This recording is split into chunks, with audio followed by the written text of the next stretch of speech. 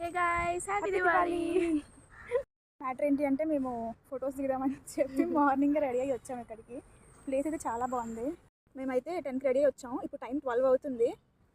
ఇది మా పరిస్థితి. ఇక ఈ ప్లేస్ మీకు తెలిస్తే కామెంట్ చేయండి, కానీ మేము చెప్పం.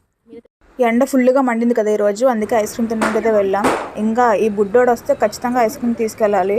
ఇంకా దివాళీ రోజు అయితే ముగ్గు పెట్టుకోవడం, చెరుకర్రలు తెచ్చుకోవడం, పీటకి బొట్లు పెట్టి రెడీ చేయడం, ఇంకా లైటింగ్స్ ఇవన్నీ కంపల్సరీగా ఉండాలి కదా.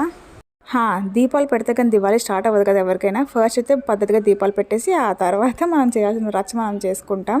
ఇప్పుడైతే మా తమ్ముడు దివ్యలు రెడీ చేస్తున్నాడు. దివ్యలు కొట్టిన తర్వాత అప్పుడు ఏం చేయాలన్నా అప్పుడు చేసుకోవాలి. దేవుడి మూలన మడప దీపం పెట్టేసి అక్కడే దివ్యలు వెలిగించేసి దివ్యలు పట్టుకొని నించుంటాం మా ఫ్యామిలీ అంతా. ఈసారి అయితే మా తాతని చాలా మిస్ అవుతున్నాం. చాలా బాగుంటుంది ఇలా ఫ్యామిలీ అంతా కలిసి ఒకటి చేయడం, అంతా ఒక దగ్గర ఉండడం కదా. తర్వాత అసలైన పండుగ. చిన్న పెద్ద ఏం ఉండదు, అందరూ చిన్నపిల్లలు అయిపోతారు ఈరోజు.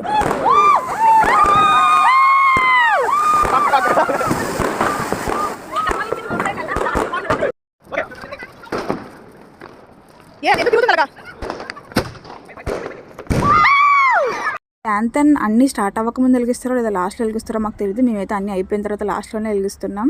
స్టార్ట్ అవ్వడానికి అయితే టైం పట్టింది, కానీ స్టార్ట్ అయిన తర్వాత మాత్రం బాబా చూడ్డానికి ఎంత బాగుందో కదా, భలే ఎగురుతుంది.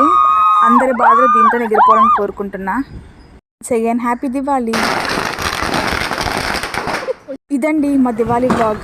Thanks for watching. Bye guys.